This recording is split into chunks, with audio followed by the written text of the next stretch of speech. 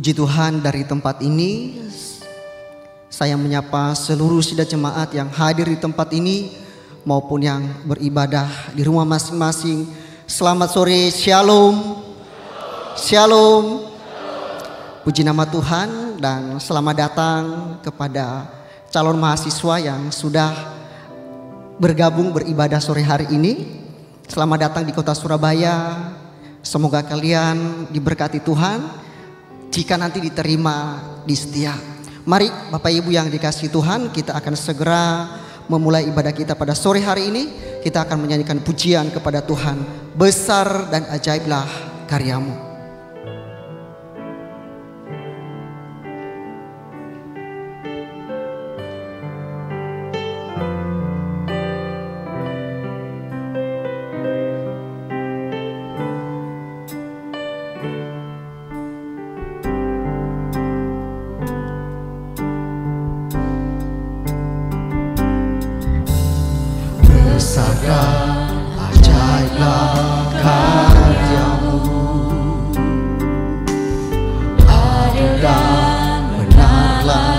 Jalanmu,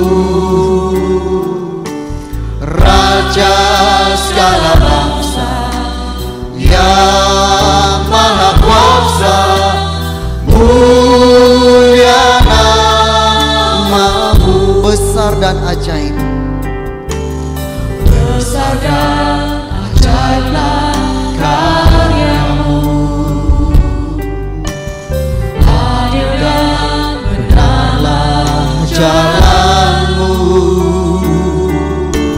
Raja segala bangsa yang maha kuasa, mulia namamu. Layaklah segala bangsa sujud kepadamu, sebab Kaulah yang kudus, layak disembah. Mari kita menyanyikan pujian ini dari awal dan saya mohon kita sama-sama berdiri. Ajaiblah karyamu, adil dan benarlah jalanmu, Raja segala bangsa yang maha kuasa, mulia namamu. Layaklah segala bangsa sujud kepadamu,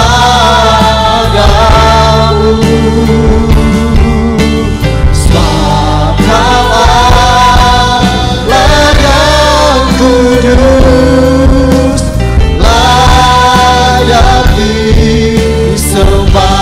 Layaklah segala bangsa sujud kepadamu, sebab Kaulah yang kudus, layak disembah.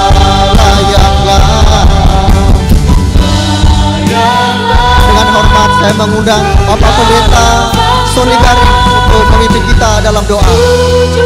Kepadamu, sebab Kaulah yang kudus, layak disembah. Layaklah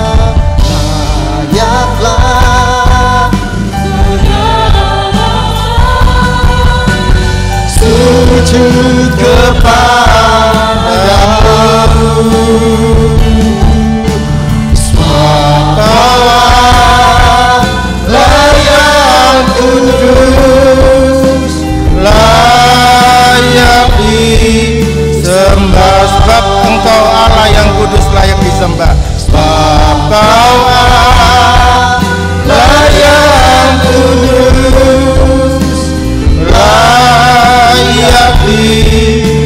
sembah.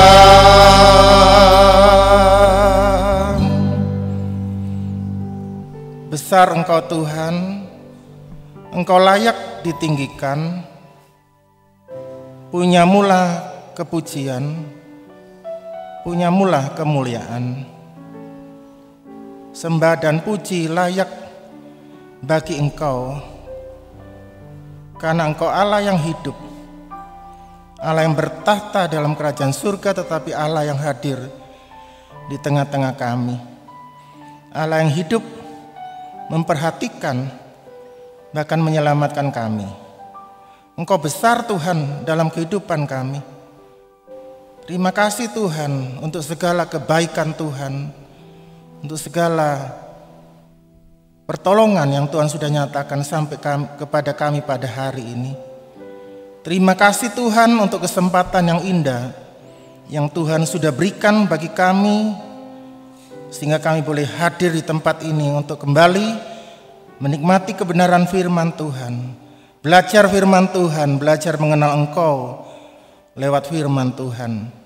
Ini kami Tuhan, seberapa yang sudah hadir di sini maupun yang mengikuti secara live streaming di rumah masing-masing. Ini kami Tuhan, siap untuk beribadah, siap untuk memuji Tuhan. Tuhan sucikan dan kuduskan kami, agar apa yang kami kerjakan di sepanjang ibadah ini untuk hormat kemuliaan nama Tuhan. Tuhan tolong semua yang melayani, juga alat-alat komunikasi yang digunakan. Tuhan memberkati, semua boleh berjalan dengan baik dari awal, pertengahan hingga selesainya. Tuhan menolong dan memberkati.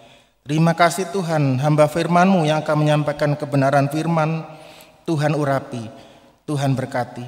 Terima kasih Tuhan, terima kasih. Ini kami Tuhan, kami akan memulaikan ibadah ini. Di dalam nama Tuhan Yesus kami sudah berdoa. Amin. Silakan duduk sidang jemaat yang dikasihi Tuhan. Allah kita adalah Allah yang besar.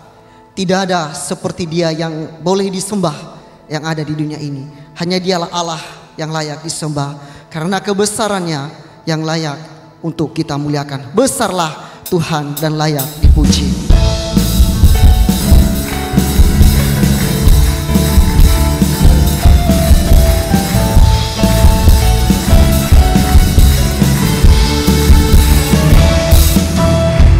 Besarlah Tuhan dan layak dipuji. Besarlah namanya, kekal kuasanya.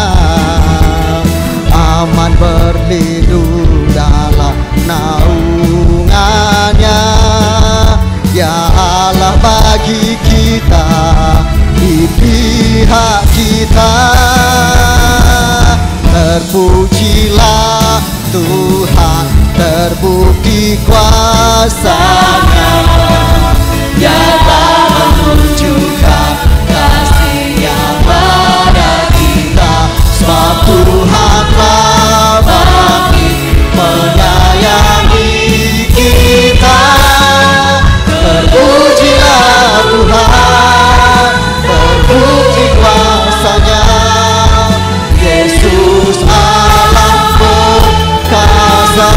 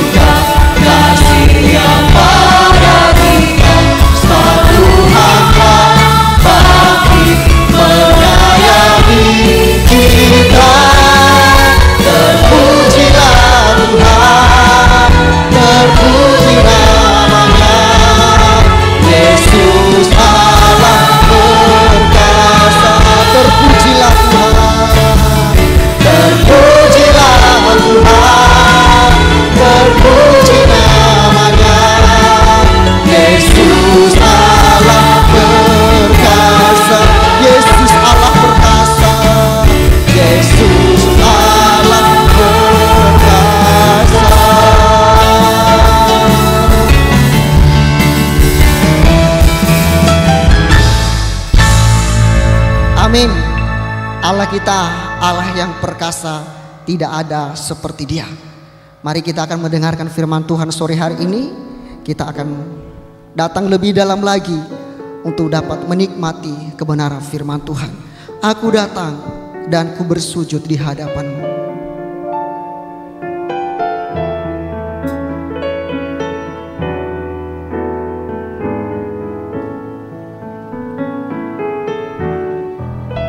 Aku datang dan ku bersujud di hadapan-Mu. Ku rasakan indah hadirat-Mu.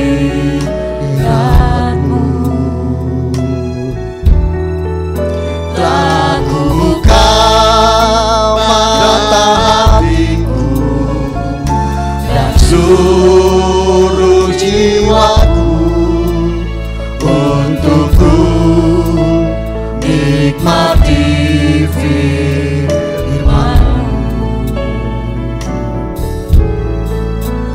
Firman-Mu yang kuasa untuk berubah sikap hati. Firman-Mu yang tegakkan di saat ku terjatuh. Penuhkanlah bencanaku dengan air sungai-Mu. Ku haus akan firman-Mu. Kita yang haus akan firman Tuhan sore hari ini, mari kita sama-sama berdiri. Aku datang dan ku bersujud di hadapan-Mu.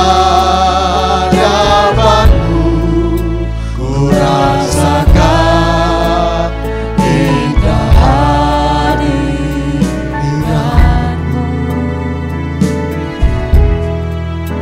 Telah ku buka mata hatiku dan seluruh jiwaku untuk ku nikmati firman. Sekali lagi, aku datang dan ku bersujud. Aku datang dan ku bersujud di hadapan-Mu.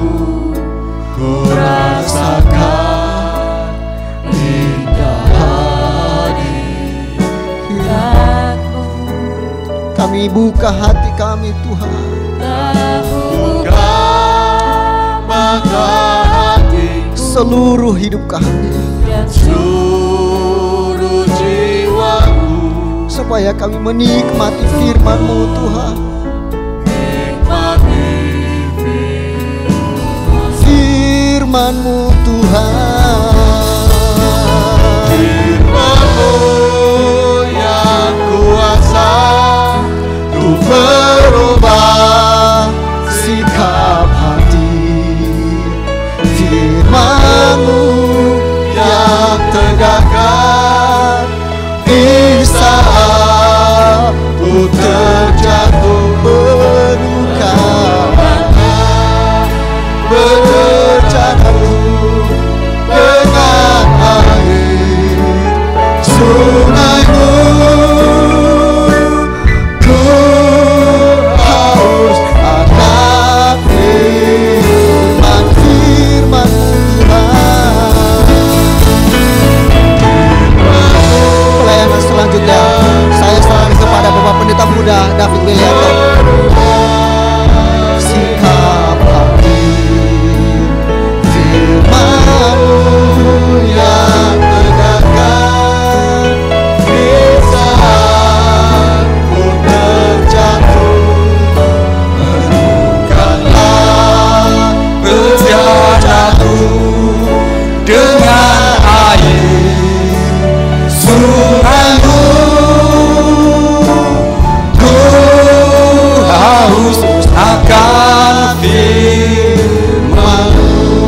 katakan sekali lagi, ku haus akan firman-Mu.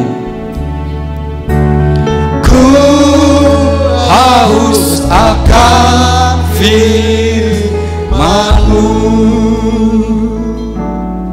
Inilah pernyataan hati kami Tuhan, dalam puji-pujian yang naik kepada Tuhan. Kami telah menyatakan sikap hati kami rindu akan firman-Mu. Kami telah membuka hati kami, menyediakan hidup kami bagi hadirnya firman-Mu dalam kehidupan kami.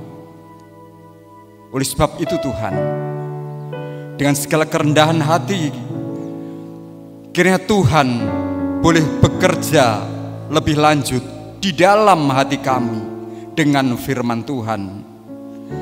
Seperti lagu ini Tuhan, firman-Mu yang memberikan iman kepada kami, firman-Mu yang mengubah cara berpikir kami, dan ketika kami mengalami keubahan, kami boleh membuktikan iman kami tumbuh karena firman Tuhan. Terima kasih Bapa di surga, Tuhan telah memberkati puji-pujian yang telah kami naikkan. Demikian juga para pelayan dan seluruh jemaat-Mu yang telah menaikkan puji-pujian ini. Saatnya kami akan menggunakan waktu ini bagi firman Tuhan. Hamba-Mu yang Tuhan percaya untuk memberitakan kabar baik ini. Tuhan, memakai hamba-Mu. Apa yang Tuhan telah tuntun, berikan kekuatan untuk menyampaikan dengan jelas. Taruh kuasa di dalam setiap perkataan, dan biarlah hanya firman Tuhan yang bekerja, dan nama Tuhan saja yang dimuliakan. Kami siap mendengarkan firman-Mu di dalam nama Tuhan Yesus Kristus. Kami berdoa. Puji Tuhan. Amin. Silakan duduk.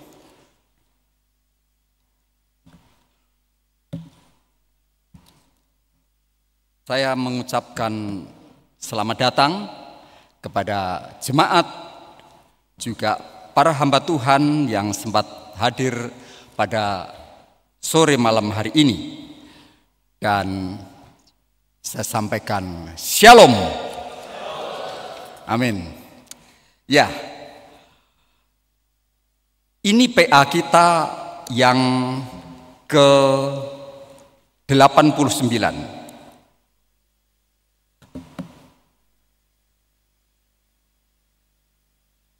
Khususnya kepada para hamba Tuhan, biarlah kita selalu dibarui gairah kita ketika kita menggali kebenaran firman Tuhan. PA kita tetap pada seri pengajaran mempelai dalam terang tabernakel. Nah, saya percaya dan sangat berharap kalimat ini tetap segar dalam ingatan kita. Pengajaran ini, pengajaran mempelai dalam terang tabernakel, menaruh kepedulian yang serius pada kesempurnaan gereja sebagai tubuh Kristus, yang itu secara langsung berkaitan juga dengan kesempurnaan anggota-anggotanya, yaitu kita. Nah, siapa kita? Alkitab memberikan jawabnya, kita adalah bait Allah. Rasul Paulus kepada jemaat Korintus mengatakan, karena kita adalah bait dari Allah yang hidup.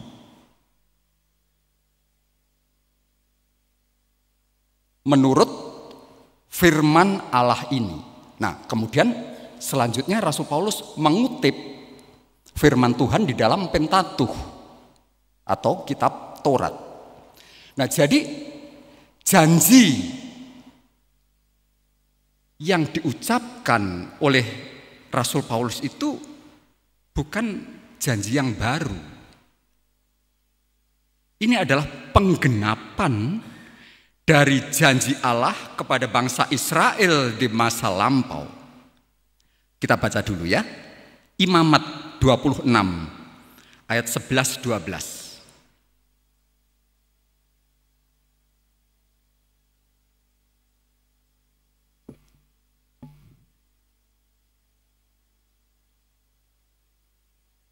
Aku akan menempatkan kemah suciku di tengah-tengahmu, dan hatiku tidak akan muak melihat kamu. Ya, tetapi aku akan hadir di tengah-tengahmu, dan aku akan menjadi Allahmu, dan kamu akan menjadi umatku. Ya, terima kasih.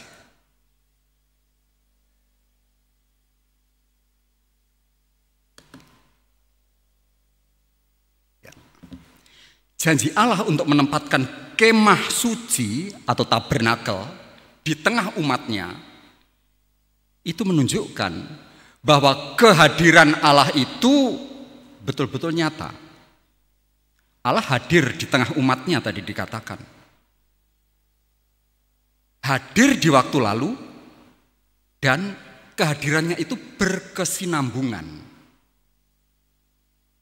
Dimulai dari hadir di tabernakel Musa di padang gurun, kemudian berlanjut hadir sebagai firman yang menjadi manusia, bertabernakel, berdiam di antara manusia, yaitu Kristus, dan hadir sebagai Roh Kudus yang di dalam hati kita di masa kini. Sehingga pada penggenapannya kehadiran itu nyata seperti ditulis dalam Wahyu 21. Nah, semua ini Bapak Ibu menegaskan bahwa hubungan kita sebagai orang beriman, orang percaya dengan Allah itu hubungan yang betul-betul yang tidak dipisahkan, hubungan yang intim, tadi sudah saya sebutkan, hubungan yang berkesinambungan dan hubungan yang kekal, karena akan sampai kepada kekekalan dan itu tidak ada batas waktunya. Mempelajari tabernakel berarti kita sedang mempelajari prinsip-prinsip surga, prinsip-prinsip ilahi yang dinyatakan Allah sendiri, tentang bagaimana Allah itu berkenan diam di tengah umatnya. Mempelajari tatanan untuk menjadi kerajaan imam dan bangsa yang kudus. Kita juga mengenal prinsip-prinsip untuk bertemu Allah melalui pelayanan pendamaian. Dan ketika kita datang kepada Yesus, kita diajar mengenal prinsip-prinsip kehidupan Yesus, firman yang menjadi manusia, yang bertabernakel di antara kita, sehingga kemuliaannya dinyatakan.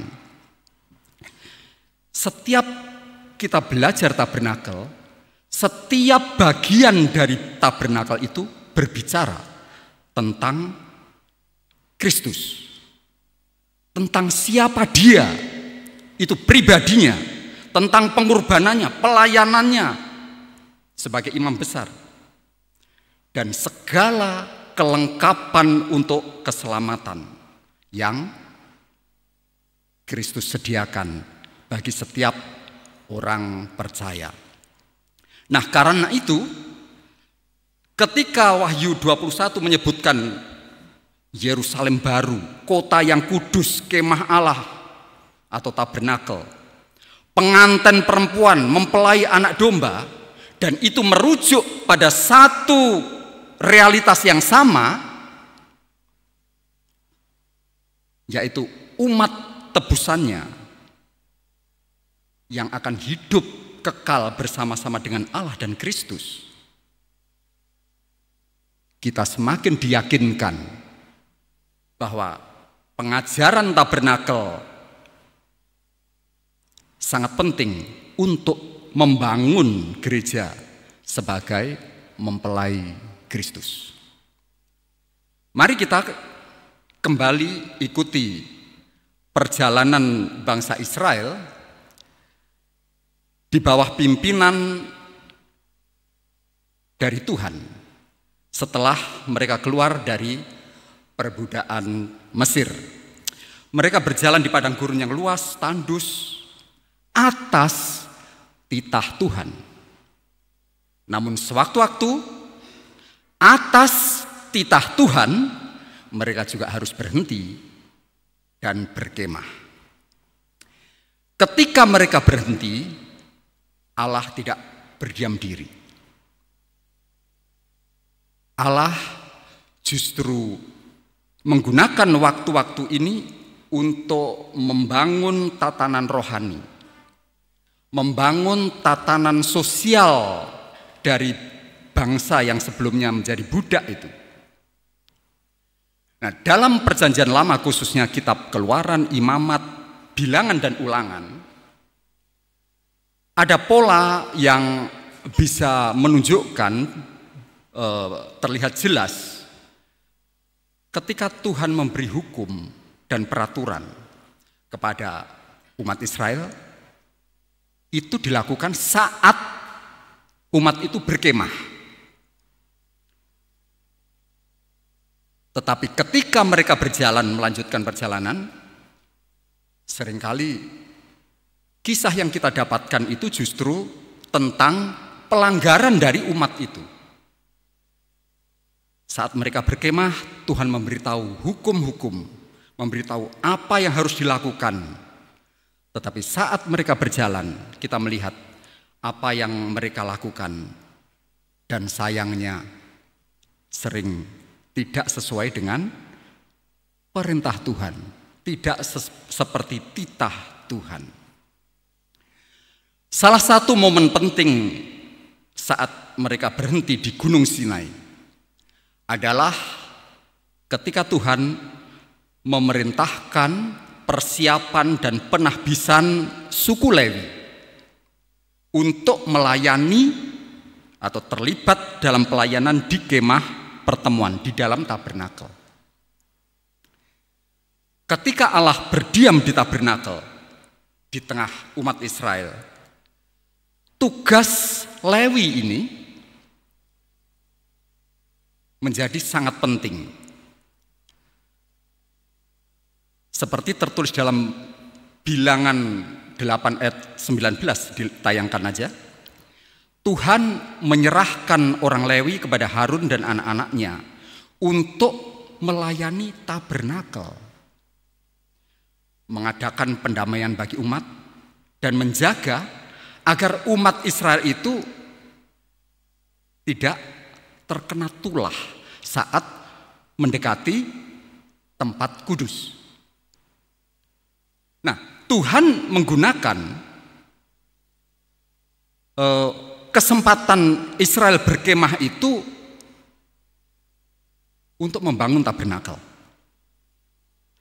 Tuhan memberi perintahnya.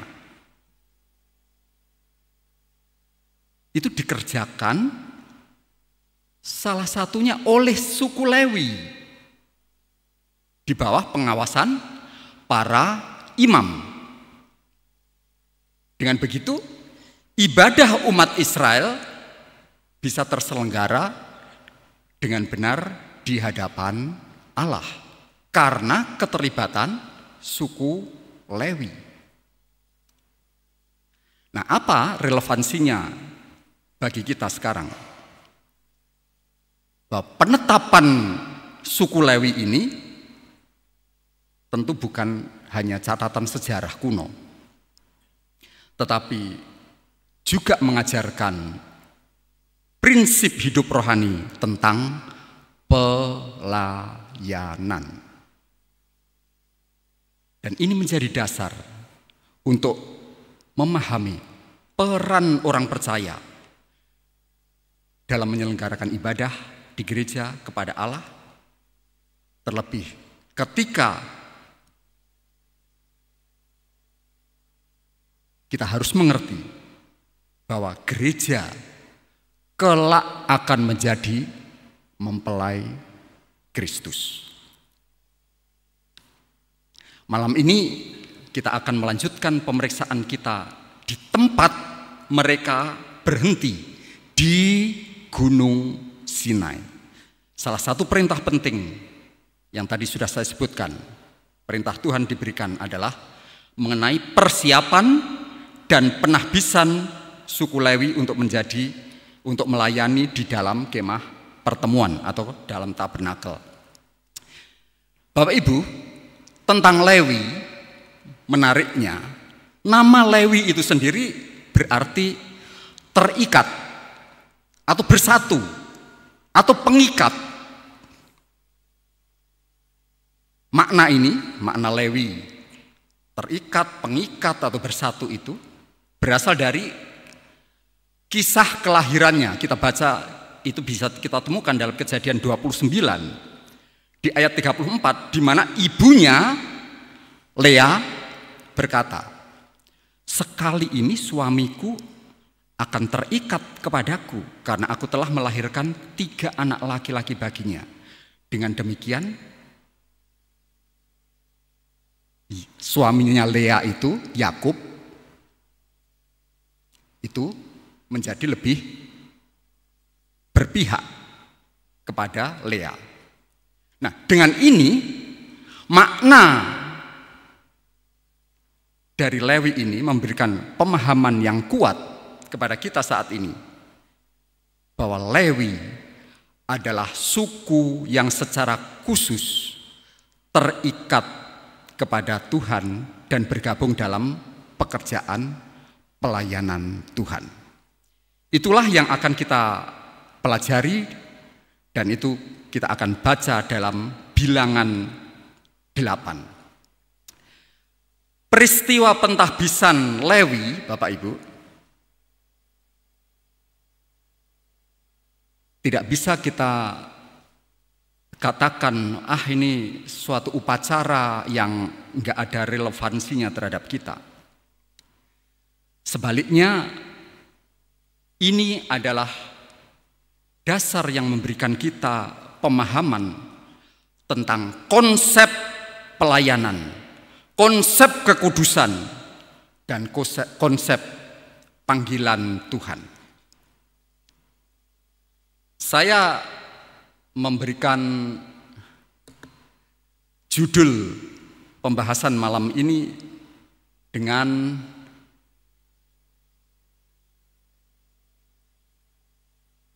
ini, peristiwa penahbisan Lewi sebagai tipologi pelayanan masa kini. Mari kita baca Bilangan 8 ayat 5 sampai 7. Ayat 6 saja mulai. 6 dan 7, Pak. Ambillah orang Lewi dari tengah-tengah orang Israel dan tahirkanlah mereka. Beginilah harus kau lakukan kepada mereka untuk mentahirkan mereka. Percikkanlah kepada mereka air penghapus dosa. Perciklah kepada mereka air penghapus dosa. Terus? Kemudian haruslah mereka mencukur seluruh tubuhnya dan mencukur seluruh tubuhnya dan mencuci pakaiannya. Dan dengan demikian mentahirkan dirinya. Ya, dari ayat ini kita melihat sebuah kebenaran,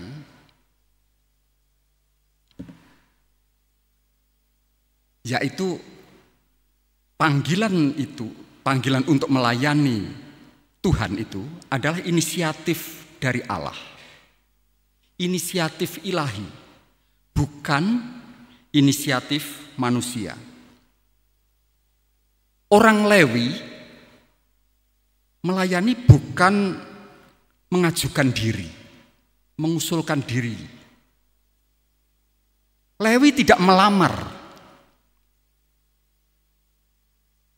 dan tidak dipilih berdasarkan bakat atau kemampuan. Semacam fit and proper test begitu. Sebaliknya, Tuhanlah yang langsung memerintahkan Musa untuk mengambil mereka dari tengah-tengah umat Israel dan menahbiskan mereka. Nah, panggilan ini adalah anugerah. Panggilan ini adalah kehormatan yang berasal dari Tuhan. Ini mengajarkan kepada kita bahwa setiap pelayanan di dalam rumah ibadah, dalam gereja kita memegang pelayanan apa? Pendeta, majelis, WL, pimpinan pujian, pelayanan-pelayanan apapun di dalam gereja harus lahir dari kesadaran bahwa itu adalah panggilan Tuhan dan untuk Tuhan. Nah, setelah panggilan itu datang, langkah berikutnya adalah pentahbisan yang diawali dengan penyucian diri dengan segala ritualnya. Ritualnya sangat mendetail. Yang pertama, mereka dipercik dengan air penghapus dosa. Ada banyak penafsiran tentang ini, saya tidak membahas lebih detail tentang itu. Tetapi prinsipnya ini menunjukkan bahwa orang yang akan melayani Tuhan itu harus terlebih dulu mengalami pembersihan dari kenajisan, kekotoran dosanya. Nah, hal ini menunjukkan betapa pentingnya pendamaian untuk pentahiran dan pengudusan. Karena pelayanan pendamaian para imam itu bagi Israel itu dilakukan di dalam tabernakel.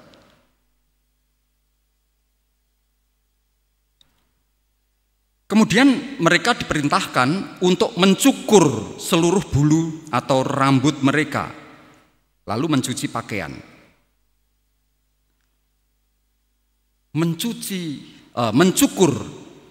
Mencukur seluruh tubuh, rambut di seluruh tubuh. Ini menggambarkan pembuangan semua hal yang kotor, najis, yang berasal dari kedagingan. Ini adalah gambaran dari pelepasan diri dari dunia dan komitmen penuh, komitmen total untuk hidup kudus. Hidup kudus itu harus tekad yang kuat, komitmen. Apalagi jika kita menjadi pelayan-pelayan Tuhan. Bapak, Ibu, saudara yang dikasihi Tuhan. Menarik ya kalau kita baca. Dulu orang Lewi ini harus mencukur habis bulu dan rambut mereka. Nah, bayangkan kalau itu masih diberlakukan sampai sekarang untuk imam-imam di gereja ini. Bisa-bisa gereja kita seperti perguruan silat. Orang-orangnya. Ya, tapi puji Tuhan bahwa pentahbisan kita sekarang ini tidak lagi soal penampilan fisik. Yang Tuhan lihat adalah hati yang sudah disucikan oleh darah Kristus. Bukan seberapa licin kulit atau tubuh kita. Kemudian mencuci pakaian, menggambarkan pembersihan dari luar yang menunjukkan perubahan sikap dan gaya hidup yang terlihat oleh orang lain. Ritual ini, Bapak Ibu, menjelaskan bahwa orang yang melayani Tuhan itu harus memisahkan diri dari dunia dan mempersembahkan sepenuhnya kehidupannya kepada Tuhan. Nah, setelah proses penyucian ini, orang Lewi dipanggil untuk maju, mendekat ke depan kemah pertemuan. Mereka harus membawa kurban penghapus dosa dan kurban bakaran. Itu ditulis di ayat 8 dan 9. Nah, sekarang kita lanjutkan membaca ayat 10, Pak. Ayat 10. Apabila engkau telah menyuruh orang Lewi mendekat ke hadapan Tuhan, maka haruslah orang Israel meletakkan tangannya atas orang Lewi itu. Dan Harun harus mengunjukkan orang Lewi itu sebagai persembahan unjukan dari antara orang Israel di hadapan Tuhan, dan demikianlah mereka diuntukkan melakukan pekerjaan jabatannya bagi Tuhan. Ya, makasih. Di ayat 10, Lewi harus ditumpangi oleh tangan-tangan orang Israel. Kemudian jabatannya itu setelah itu baru boleh melakukan pekerjaan jabatannya bagi Tuhan. Nah, setelah itu di ayat 12 dan 13 orang Lewi meletakkan tangan di atas binatang kurban, di atas kepala dari binatang kurban, dan persembahan ini diterima sebagai pendamaian. Ada dua elemen penting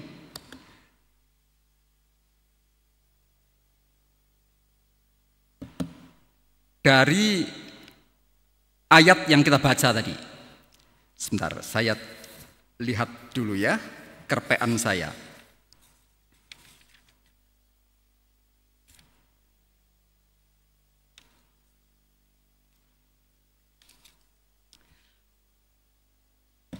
Dua hal penting yang bisa kita dapatkan. Yang pertama adalah keterlibatan umat Israel.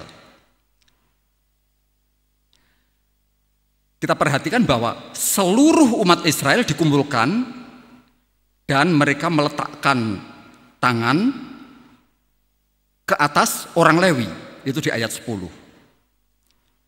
Nah, makna dari tindakan ini adalah bahwa orang Lewi itu tidak melayani untuk diri mereka sendiri, tetapi mereka adalah wakil dari seluruh umat Israel. Israel memasrahkan pelayanan itu kepada Lewi. Karena secara harafiahnya orang Lewi ini memang dipersembahkan oleh umat Israel kepada Tuhan. Ini adalah pengakuan bahwa seluruh bangsa Israel yang seharusnya melayani Tuhan, tetapi karena keterbatasan dan kekudusan tabernakel, Tuhan memilih Lewi untuk mewakili umat Israel. Ini juga merupakan pengakuan atas jabatan dan status dari orang-orang Lewi sebagai pelayan Tuhan. Nah, ini mengajarkan kepada kita untuk kita menghormati, menghargai jabatan pelayanan di dalam gereja. Setiap pelayan yang berdiri terlihat di depan, melayani di balik layar tidak terlihat, melayani di komunitas jauh dari tempat kita, itu adalah perpanjangan tangan gereja. Dan seharusnya kita dukung dalam doa dan penghormatan. Elemen yang kedua adalah persembahan kurban. Tadi yang pertama keterlibatan umat, sekarang ada persembahan kurban. Nah, setelah umat meletakkan tangan ke atas kepala Lewi, orang Lewi juga meletakkan tangan ke atas kepala lembu jantan ya. Dan hewan-hewan yang dipersembahkan sebagai kurban penghapus dosa dan kurban bakaran. Itu disebutkan di ayat 12 tadi. Tindakan ini, Bapak Ibu, menggambarkan penyerahan diri dari orang-orang Lewi. Ini juga pengakuan bahwa mereka adalah orang yang berdosa, yang membutuhkan pendamaian sebelum mereka melayani Tuhan. Pengorbanan ini adalah tipe yang jelas, sangat jelas. Ritual pengorbanan ini yang dikerjakan oleh Lewi itu adalah ritual yang sementara, yang dilakukan setiap saat untuk menutupi dosa. Namun semuanya ini merujuk atau mengarah, menunjuk pada satu pengorbanan yang kekal, yang sempurna, yaitu pengorbanan Kristus di kayu salib. Kristus adalah anak domba Allah yang mengorbankan dirinya sendiri untuk sekali dan selamanya menghapus dosa umat manusia. Melalui pengorbanan Kristus, kita yang percaya telah didamaikan dengan Allah dan mendapatkan akses untuk bisa melayani Tuhan. Bapak Ibu, rasa ketidakbersalahan yang sering menghinggapi kita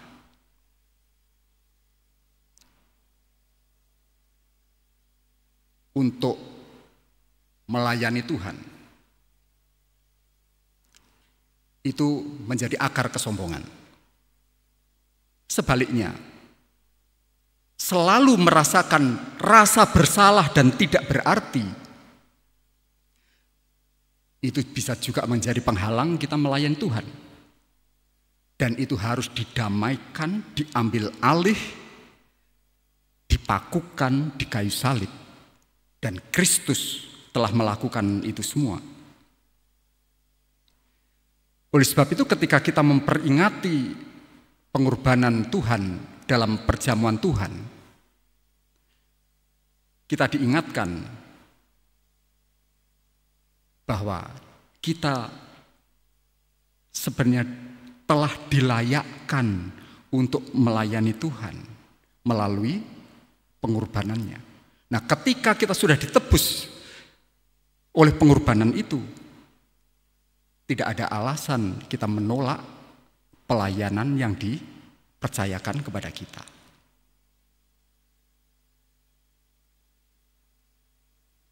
Nah, kita perlu merefleksikan hal ini, apakah selama ini kita sudah melayani dengan panggilan Tuhan. Pelayanan kita karena panggilan atau karena dorongan yang lain.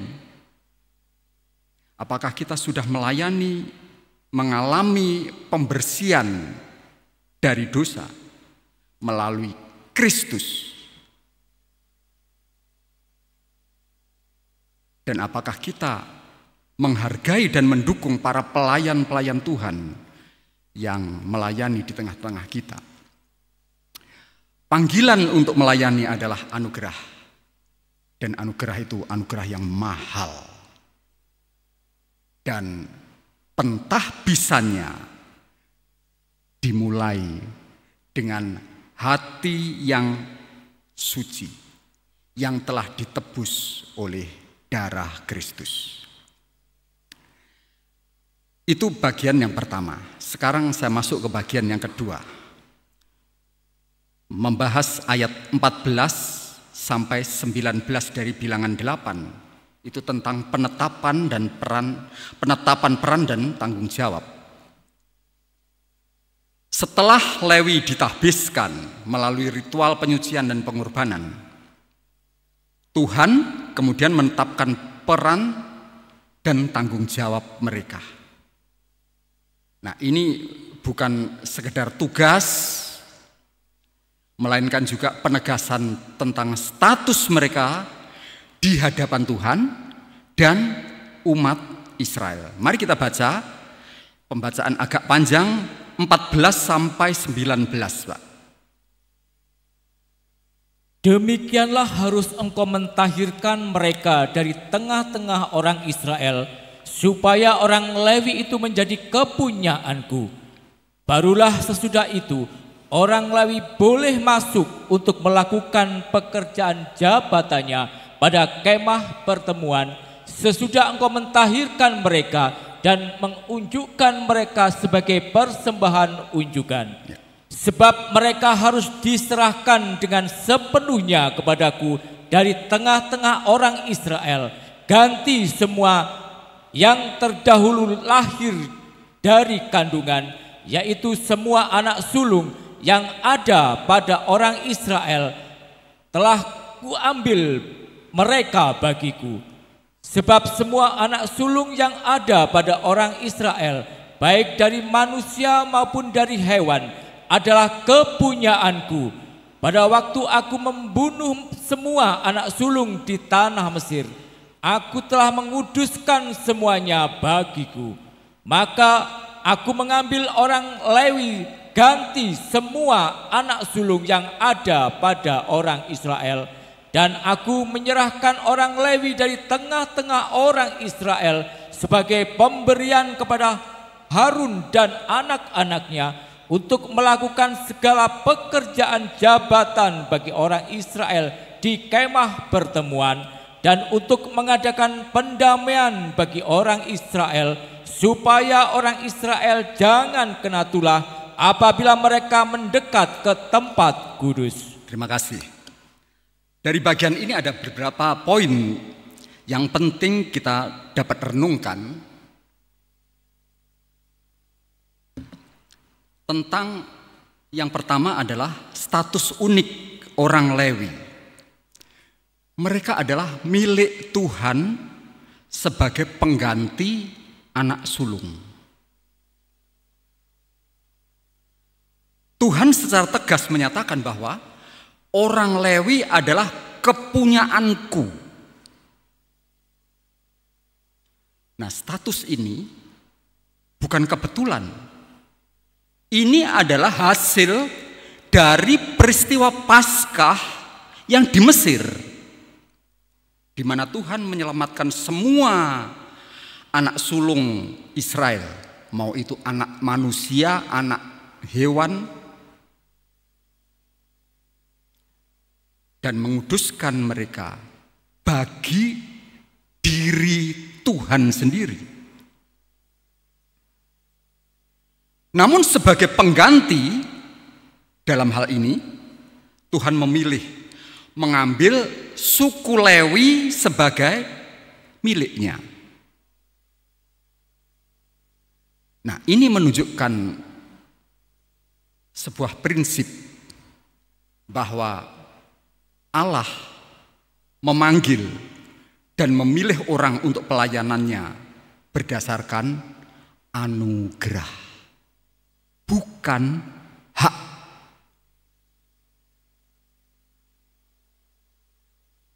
Anak sulung itu memiliki segala kelebihan tentang hak kesulungannya.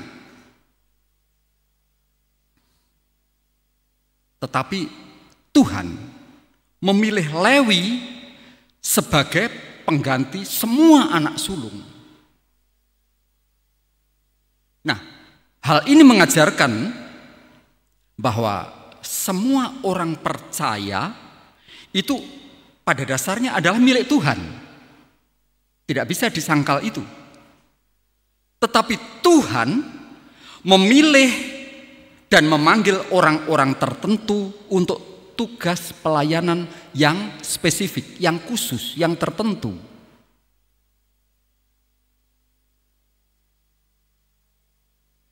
Poin penting yang kedua adalah dalam kaitan ini ada perbedaan peran imam dan peran Lewi.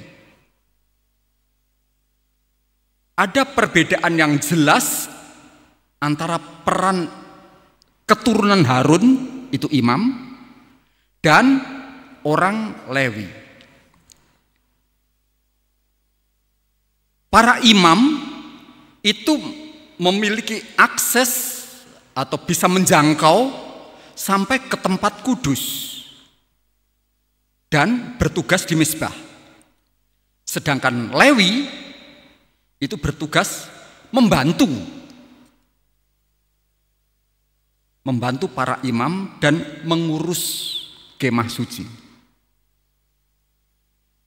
Jadi mereka tidak boleh dengan lancang mencampuri hal-hal kudus yang merupakan tugas dari anak-anak Harun, imam. Ada batasan yang jelas di dalam struktur pelayanan di dalam tabernakel. Apa artinya bagi kita? Ini adalah pengingat yang penting bahwa di dalam tubuh Kristus, yaitu gereja, ada beragam karunia, ada beragam peran. Nah, setiap peran dari yang terlihat atau yang tersembunyi di balik layar memiliki kekudusan dan nilai yang sama di mata Tuhan. Tetapi setiap peran itu juga memiliki batasan dan tanggung jawab masing-masing. Menghargai batasan ini adalah tanda bahwa pelayan itu dewasa rohani.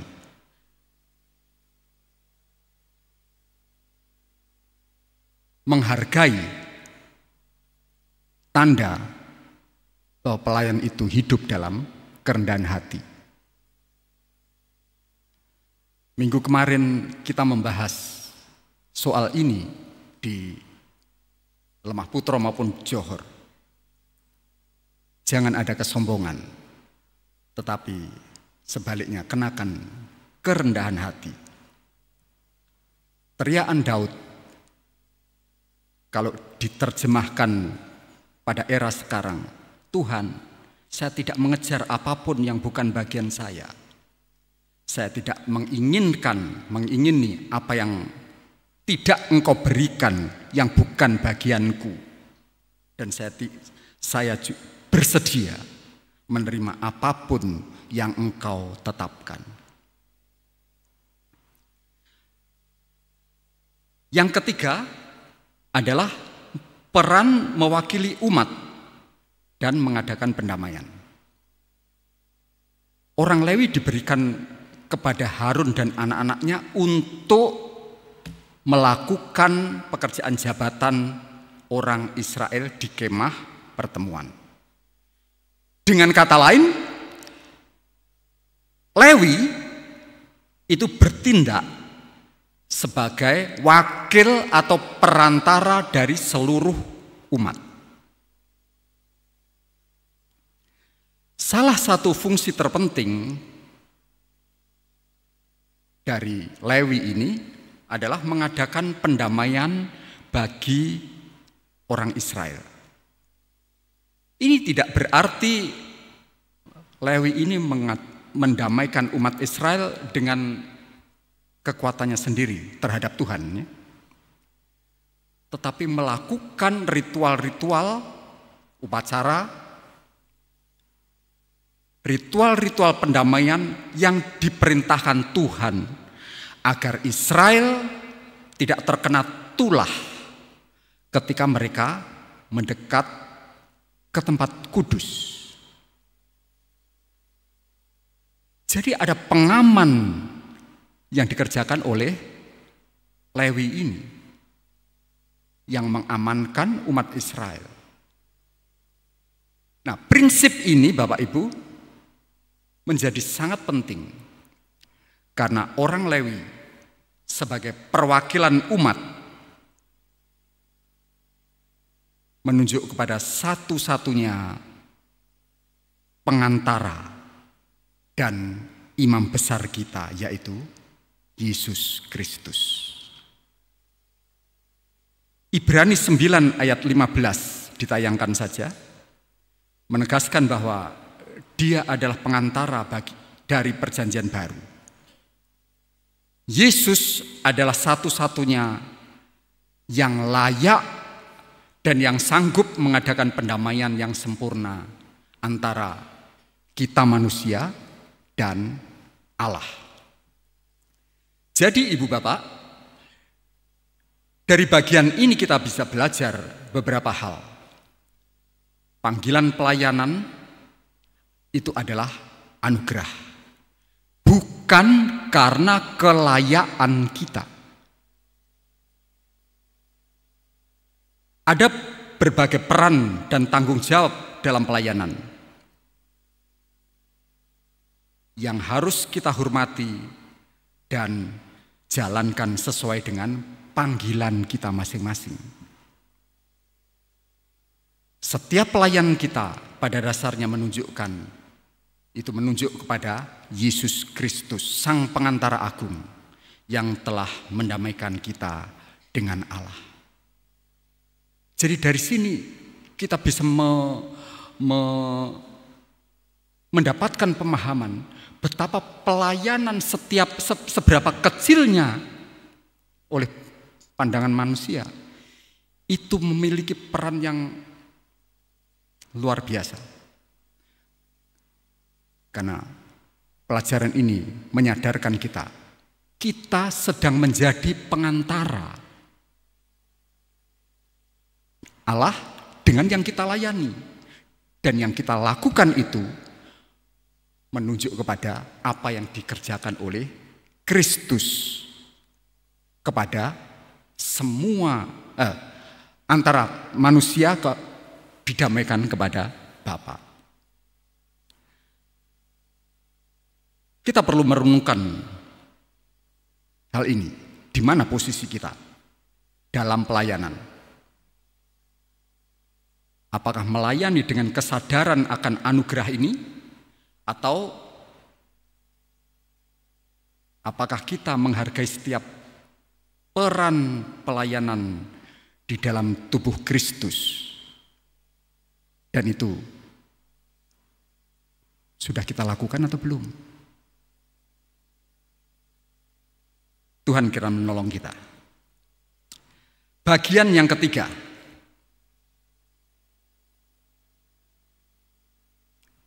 setelah Tuhan menetapkan tugas dan peran orang Lewi, maka Musa dan Harun menindaklanjuti perintah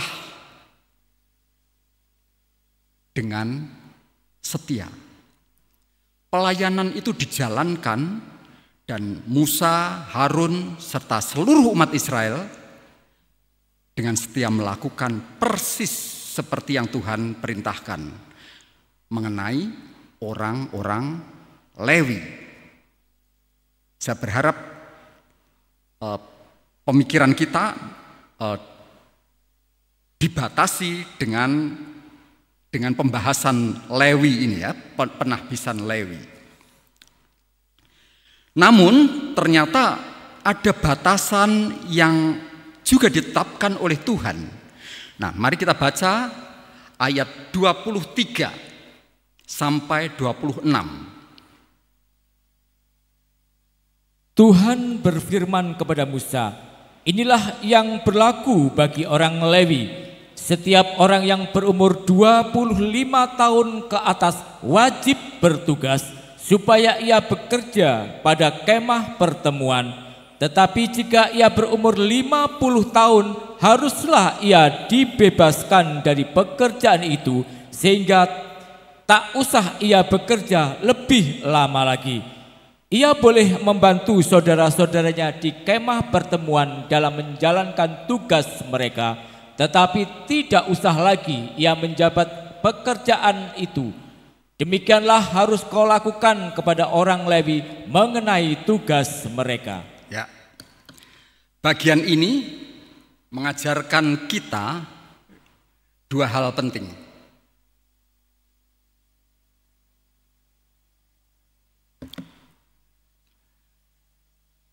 Yang seringkali luput dari perhatian kita dalam konteks pelayanan modern, gereja modern.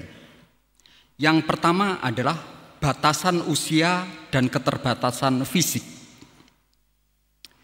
Ayat 24-25 secara spesifik menetapkan batasan usia untuk pelayanan aktif bagi orang Lewi, yaitu 25 hingga 50 tahun. Kalau saya tidak salah ingat, mereka baru aktif boleh melayani itu umur 30. Artinya ada masa 5 tahun untuk magang. Nah, usia 50 pada zaman itu yang ditulis Alkitab ini dianggap sudah memiliki ciri-ciri menurun kekuatan seseorang. Nah, kalau sekarang umur 50 itu pada puncak karir, puncak produktivitas, kuat-kuatnya bekerja. Tetapi ingat Bapak Ibu, waktu itu konteks dari ayat ini mereka berjalan di padang gurun, padang belantara, di mana medan ini begitu berat. Kalau mereka berdiam berkemah, itu juga sanitasinya mungkin tidak terlalu baik. Saya pernah terlibat dengan survei pemukiman perumahan, sanitasi yang buruk dalam pemukiman perumahan itu juga berdampak pada capaian angka harapan hidup. Angka harapan hidup. Pemukiman yang baik itu tingkat harapan hidupnya tinggi. Jadi kalau 50 oleh Alkitab ini dikatakan sebagai penurunan tanda kekuatan, tanda penurunan kekuatan, tentu konteksnya semacam itu.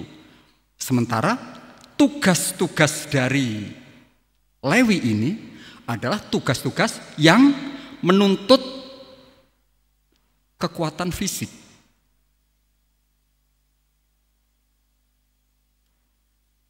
Kerja keras.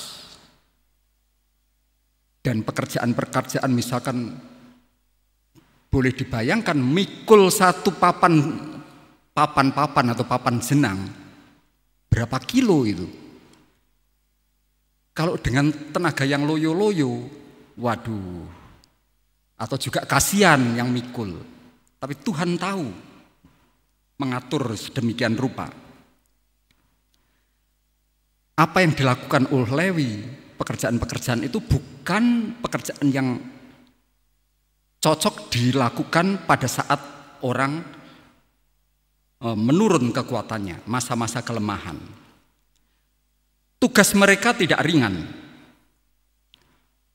Mengangkut perlengkapan kemah suci di antaranya. Mengusung. Nah, ini mengajarkan sebuah prinsip bahwa Tuhan itu mengerti sekaligus menghormati keterbatasan fisik dari manusia. Dalam konteks gereja masa kini, kita perlu menyadari bahwa pelayanan itu bukan sebuah prestasi. Saya bisa minta tolong ditayangkan lagi slide-nya yang tadi. Ya. Bukan sebuah prestasi yang harus terus dilakukan tanpa henti sampai akhir hidup kita. Terutama jika itu menuntut kekuatan fisik. Ada saatnya kita harus menyesuaikan peran pelayanan kita dengan kondisi fisik kita.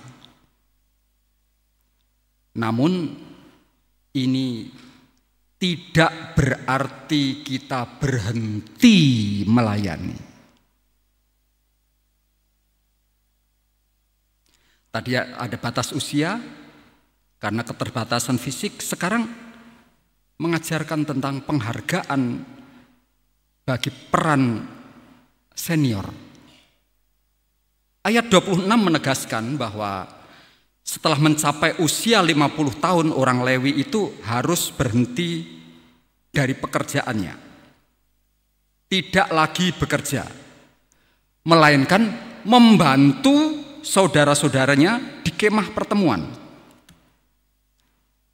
Nah, ini menunjukkan bahwa mereka tidak dilupakan atau lebih-lebih dibuang begitu saja, dilupakan. Sebaliknya, pengalaman, hikmat yang mereka miliki tetap dihargai, dihormati, diperlukan. Mereka diminta untuk tetap tinggal dan melayani sebagai penasehat, sebagai mentor bagi para pelayan-pelayan yang lebih muda. Mereka bisa mengawasi, bisa membantu dalam hal-hal yang ringan, mengawasi pekerjaan, dan berbagi pengalaman. Ini memberikan teladan yang kuat bagi gereja kita hari ini. Kita tidak boleh mengabaikan, melupakan para hamba-hamba Tuhan, para pelayan senior yang telah mendedikasikan hidup mereka. Sebaliknya, kita harus mencari cara untuk terus menghargai mereka, memanfaatkan hikmat dan pengalaman mereka, dan memberikan peran yang sesuai dengan kemampuan fisik mereka.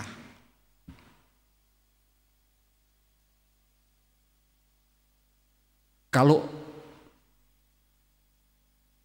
di antara kita ada banyak anak-anak muda, orang-orang yang masih kekuatan fisiknya masih baik. Terus kita lihat misalkan ada opa-opa geser kursi bangku kita yang berat dan kita biarkan saja. Ayo kita renungkan ini, tuntunan ini. Tugas berat yang menuntut fisik itu bukan lagi tugasnya para senior.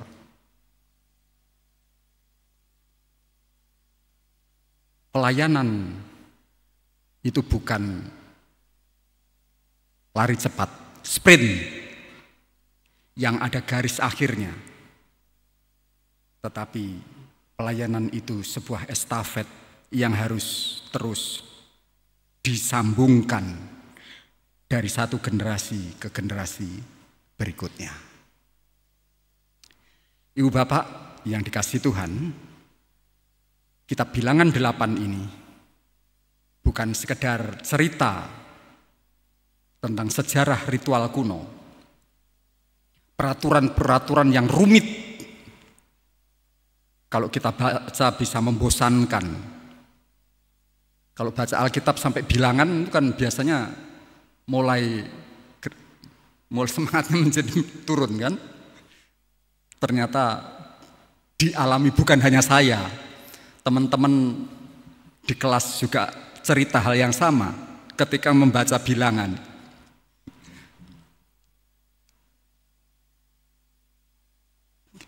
Apa yang diceritakan dalam bilangan, ritual-ritual itu adalah sebuah cermin yang memantulkan kebenaran yang tidak pudar, tidak lekang oleh waktu tentang panggilan, tentang kekudusan, tentang pelayanan.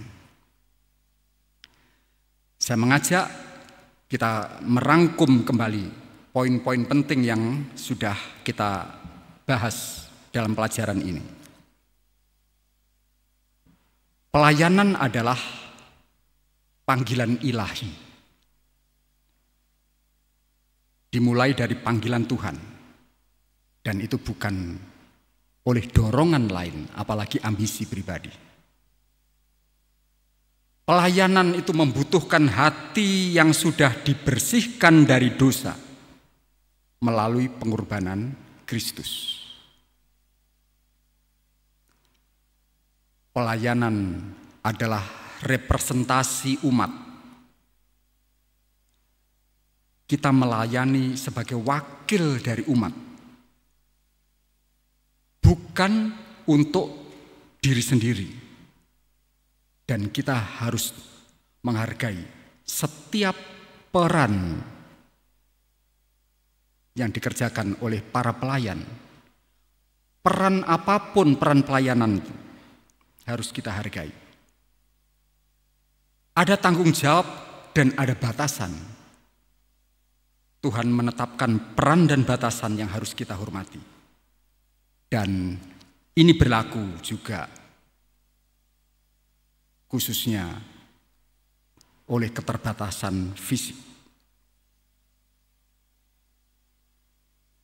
Kita diajar untuk menghargai setiap pelayan Tuhan, terutama yang senior, dan didorong untuk belajar dari mereka, dari hikmat mereka, dari pengalaman mereka.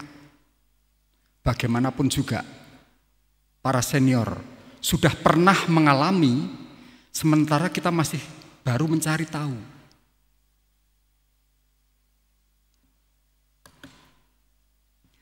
Semua pengajaran ini, Bapak Ibu,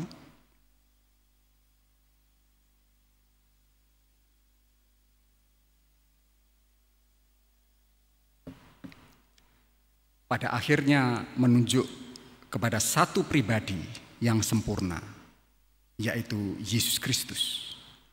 Dia adalah imam besar yang telah mengorbankan dirinya untuk selama-lamanya. Melalui Yesus Kristus, melalui Dia, kita semua sebagai orang percaya telah menjadi imamat yang rajani.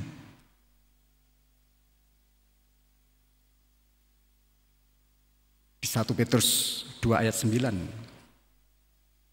Ini berarti kita semua dipanggil untuk aktif melayani dengan hidup kita.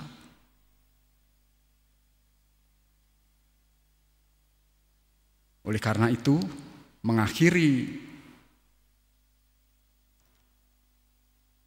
PA kita, saya ajak kita merenungkan apakah kita sudah menyadari panggilan dari Tuhan di dalam hidup kita. Apakah kita melayani dengan hati yang sudah disucikan oleh darah Kristus? Apakah kita menghargai dan mendukung para pelayan Tuhan di gereja kita, baik yang muda maupun yang senior? Mari kita dukung setiap pelayan dengan doa dan dengan tindakan yang nyata. Dengan demikian pelayanan kita akan menjadi kesaksian yang hidup tentang Kristus. Dan kita akan terus membangun gereja sebagai mempelai Kristus yang siap menyambut kedatangannya. Amin. Kita akan menyanyikan NR 42. Bapa, ku persembahkan tubuhku sebagai persembahan yang hidup.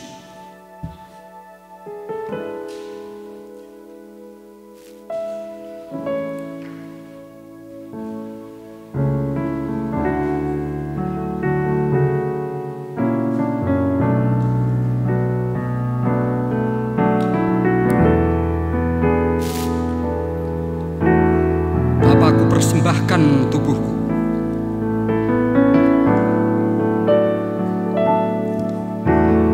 Bapa, ku persembahkan tubuhku sebagai persembahan yang hidup, kudus dan yang berkenan padamu sebagai ibadah yang sejati. Bapa, ku persembahkan tubuhku. Bapa,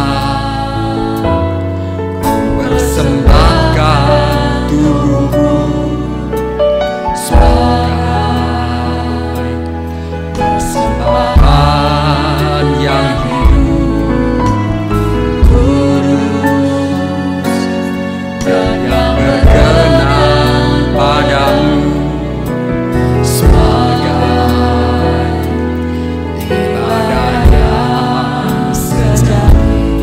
sembahkan, ku sembahkan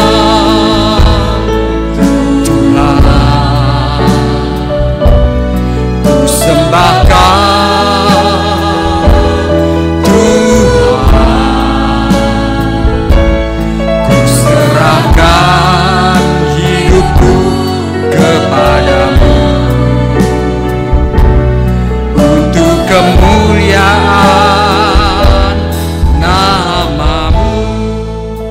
Bapa, aku persembahkan tubuhku. Mari kita berdiri, kita siapkan perjamuan Tuhan. Bapa, ku persembahkan tubuhku sebagai persembahan yang hidup, kudus dan yang berkenan padamu.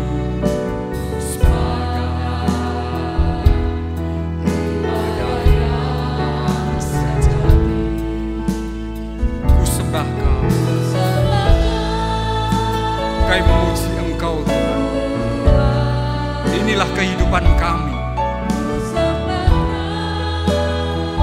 Kami memuji Engkau untuk semua kepercayaan yang Tuhan telah berikan untuk boleh melayani Tuhan.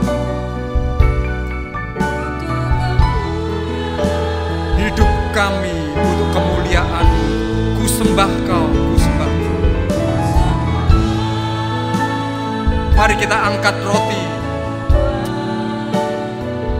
Ku sembahkan Tuhan,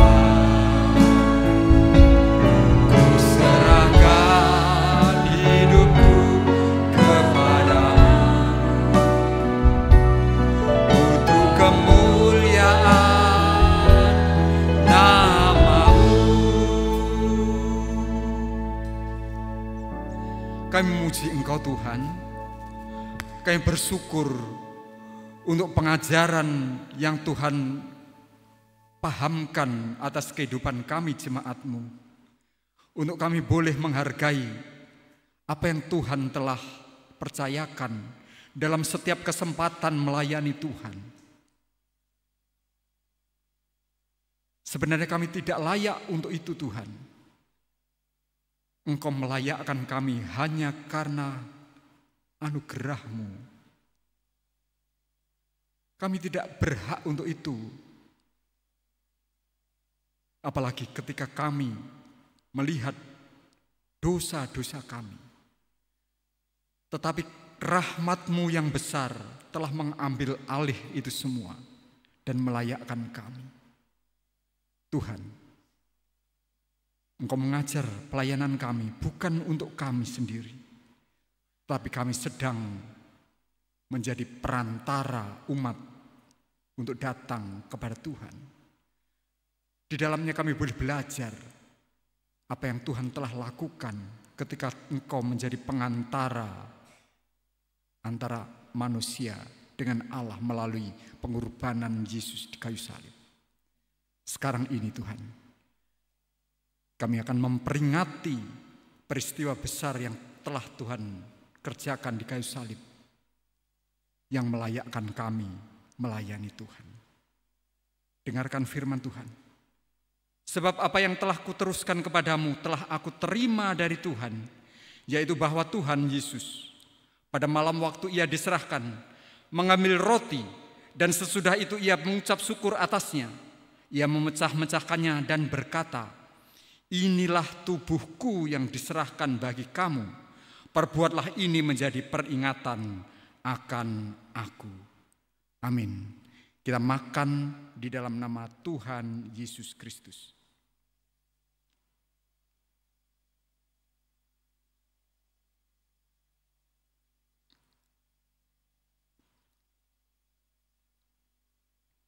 Penuh syukur kami Tuhan, bersekutu dengan tubuh-Mu. Kita angkat cawan. Demikian juga ia mengambil cawan sesudah makan lalu berkata, "Cawan ini adalah perjanjian baru yang dimeteraikan oleh darahku. Perbuatlah ini setiap kali kamu meminumnya, menjadi peringatan akan aku. Sebab setiap kali kamu makan roti ini dan minum cawan ini, kamu memberitakan kematian Tuhan sampai ia datang." Amin. Kita minum di dalam nama Tuhan Yesus Kristus. Bapa, kupersembahkan tubuhku. Dengan hormat kami mengundang Bapak Oscar untuk tampil ke depan.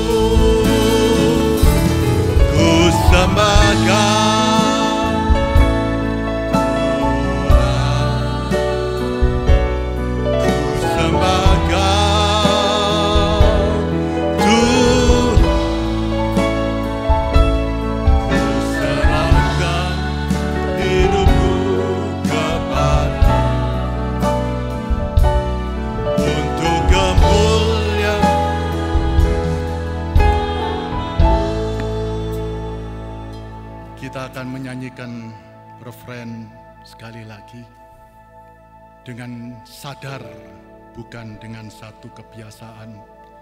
Di dalam refren berkata, "Kuserahkan hidupku kepadamu," sebagaimana firman yang sudah diberitakan. Mari kita para pelayan yang sudah memberi diri di atas korban Tuhan untuk boleh berkomitmen kembali, mengingat kembali, berjanji di hadapan Tuhan, menyerahkan diri sepenuh di hadapan Tuhan. Ku sembah Kau. Ku sembah Kau, Tuhan. Dengan sadar kita menyatakan kepada Tuhan, Tuhan, ku serahkan hidupku kepadamu untuk kemuliaan nama-Mu. Ku sembah Kau,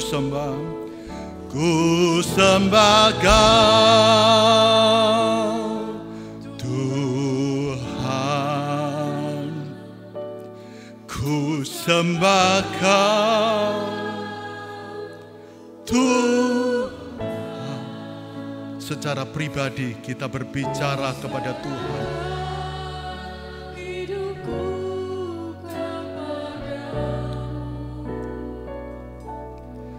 Untuk kemuliaan nama-Ku, serahkan hidupku kepadamu. Hidupku kepadamu. Untuk kemuliaan nama-Mu. Tuhan Yesus, dengan kerendahan hati kami datang kepada Tuhan, mengucap syukur untuk pengajaran dan peringatan yang Engkau sudah berikan pada malam hari ini. Mengingatkan kami, para pelayan Tuhan, yang sudah berjanji setia kepada Tuhan, yang sudah berjanji menyerahkan hidup sepenuh melayani Tuhan.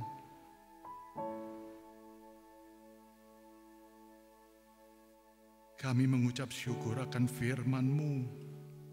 Kami bersyukur karena Engkau masih memperhatikan kami. Firman-Mu berkata, yang dikasihi Tuhan akan dihajar. Terima kasih untuk hajaran Tuhan.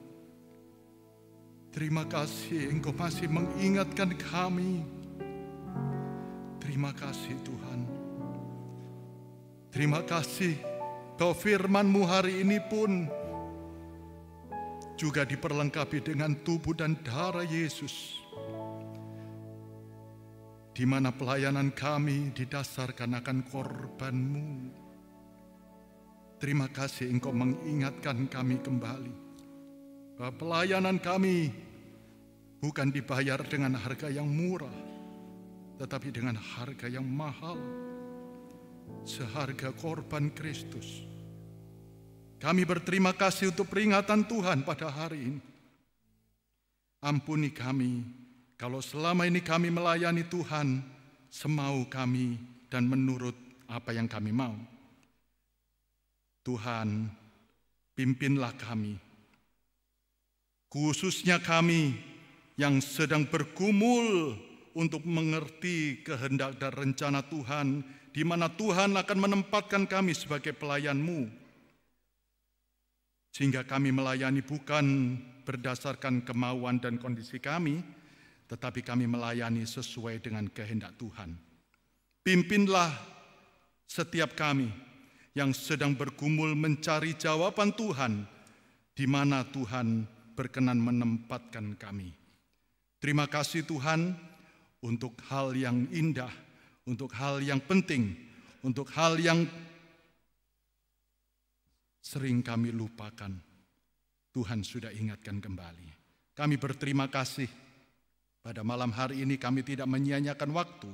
Pada malam hari ini kami memanfaatkan waktu, khususnya imam-imam Tuhan, memanfaatkan waktu duduk di kaki Tuhan. Terima kasih untuk hal yang penting yang Tuhan sudah berikan bagi kami. Berkati hamba Tuhan yang sudah Tuhan pakai dengan berani untuk menyatakan firman-Mu, menyatakan teguran, menyatakan didikan bagi setiap kami. Tuhan, saat ini izinkanlah kepada kami, umat-Mu yang sudah Tuhan tebus, untuk boleh berbagian di dalam pekerjaan-Mu melalui persembahan yang akan kami laksanakan. Di dalam nama Tuhan Yesus Kristus, kami berdoa, mengucap syukur, terima kasih untuk semua ini. Puji Tuhan. Amin. Silakan duduk kembali. Mari kita memberikan persembahan untuk pekerjaan Tuhan, dan mari kita memberikan persembahan, mari kita juga menyaksikan pengumuman melalui layar.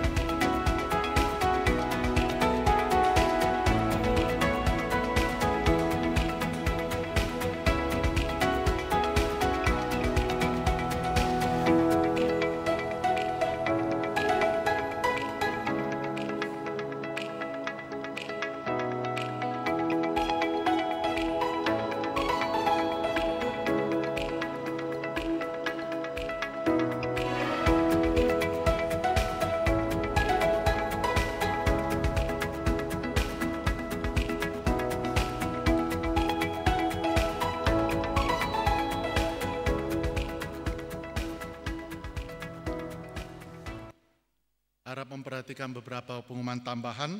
Yang pertama dari Setia. Hanya oleh karena kemurahan Tuhan, Setia akan berulang tahun yang ke-18. Setia mengundang sidang jemaat untuk menghadiri ibadah Des Natalis pada hari Minggu tanggal 24 Agustus 2025, yaitu pada ibadah sesi yang kedua, yaitu pukul 11.00 sampai selesai. Tema dari Des Natalis ini adalah The Blessing of Unity in Obedience, berkat kesatuan dalam ketaatan, terambil dari Mazmur 133. Pembicara Bapak Pendeta Paulus Budiono, Bapak Gembala, tempat GPT Kristus Gembala, Lemah Putra 1, 18. Ibadah tersebut juga disertai dengan pentahbisan pimpinan baru Setia. Kita senantiasa mendukung. Kehadiran sidang jemaat merupakan sukacita bagi Sivitas Akademika Setia. Mohon kerjasama dari sidang jemaat yang akan hadir untuk dapat mendaftar melalui scan barcode atau menghubungi kontak person yang tertera pada layar pengumuman paling lambat 18 Agustus 2025, yaitu hari Senin. Terima kasih, Tuhan Yesus memberkati. Dari tim misi Gate dan perintisan GKGA mengadakan basar untuk penjangkauan jiwa, yaitu pada hari Minggu tanggal 17 Agustus 2025 setelah ibadah sesi 1. Basar untuk penjangkauan jiwa setelah ibadah sesi 1. Dengan mengunjungi basar ini, Bapak Ibu sudah turut berpartisipasi dalam pelayanan misi ini, sehingga kita semua diberkati untuk menjadi berkat. Dan untuk informasi lebih lanjut, sidang jemaat dapat menghubungi Ibu Vivi dengan nomor handphone yang sudah tertera di layar. Tuhan Yesus memberkati. Mari kita akhiri ibadah kita pada malam hari ini.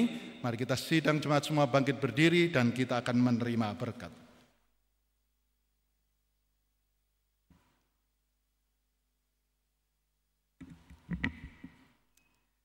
Mari kita tundukkan kepala. Tuhan, kami mengucap syukur. Tuhan tetap memelihara jemaat-Mu dengan firman-Mu, memberi tuntunan kepada kami Tuhan. Seperti umat pilihan-Mu Israel di masa lalu, kehadiran tiang awan, tiang api, dan suara dari titah Tuhan tetap hadir di tengah-tengah mereka. kami juga merasakan ketika firman-Mu tetap boleh kami nikmati di dalam perhimpunan jemaat ini Tuhan. Memelihara kami, mengarahkan kami dalam kehidupan kami. Tuhan, hamba-Mu memohonkan berkat untuk saudara-saudara kami yang berulang tahun. Bapak Frederick Esra dan Ibu Vivi yang berulang tahun pernikahan. Ibu Teresia Titus, perpanjangan usia, dan Bapak Budiono, perpanjangan usia. Tuhan, anak-anak-Mu mengucap syukur untuk semua waktu yang Tuhan berikan, perpanjangan sedetik pun atas kehidupannya, karena hanya Engkau yang bisa memperpanjang usia manusia. Oleh sebab itu Tuhan, mohon berkat-Mu juga tetap memimpin anak-anak-Mu ini dalam setiap kehidupannya, boleh menampilkan Kristus di dalam hatinya. Hidupnya boleh dipakai untuk sarana memuliakan nama Tuhan. Tuhan memberikan kesehatan, kekuatan, dan damai sejahtera dalam setiap apapun yang dialami, dan dalam segala perkara nama-Mu dibesarkan, disanjung. Tuhan, saat ini kami akan segera meninggalkan tempat ini, mengakhiri ibadah kami. Berkat yang Tuhan telah curahkan selama kami beribadah, kami akan bawa pulang juga. Dan kiranya juga Tuhan membuahkan berkat atas perkataan-perkataan hamba-Mu dan mengucapkan berkat dari Tuhan. Saudara yang dikasihi Tuhan, Tuhan memberkati engkau dan melindungi engkau. Tuhan menyinari engkau dengan wajah-Nya dan memberi engkau kasih karunia. Tuhan menghadapkan wajah-Nya kepadamu dan memberi engkau damai sejahtera. Sekarang pulanglah dengan membawa berkat kasih karunia dan damai sejahtera dari Allah Bapa kita dan dari Tuhan Yesus Kristus, serta persekutuan oleh Roh Kudus menyertai kita sekalian. Di dalam nama Tuhan Yesus Kristus kami mohonkan ini semua. Amin. Tuhan Yesus memberkati. Selamat pulang, selamat malam, hati-hati di jalan sampai bertemu dalam ibadah berikutnya.